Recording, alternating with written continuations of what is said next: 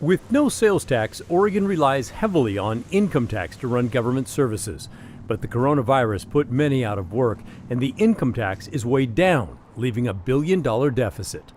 Lawmakers made three main moves yesterday. They cut $400 million through various administrative actions, added $400 million by raiding a rainy day fund and giving it to schools, and taking another $400 million from a variety of smaller emergency funds. With that $400 million in cuts, that's not a small number. Are there areas that you would highlight that people are going to especially notice, and maybe give us your thoughts on those?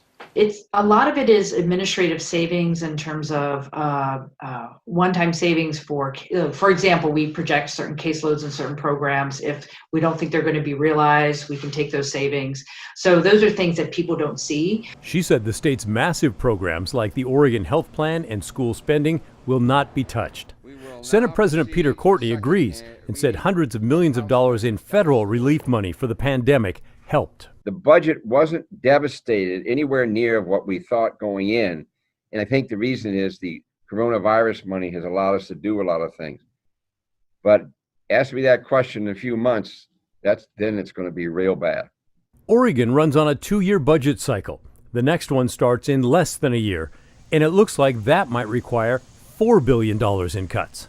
That is one reason Governor Kate Brown said she's concerned about raiding those rainy day funds now. But that savings account is only so big.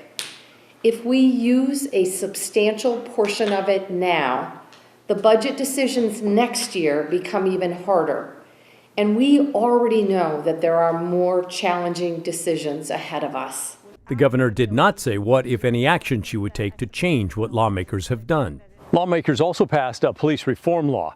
It outlaws chokeholds in all but the most extreme cases, and it requires officers to try to de-escalate a situation before using force on someone. In Northeast Portland, Pat Doris, KGW News.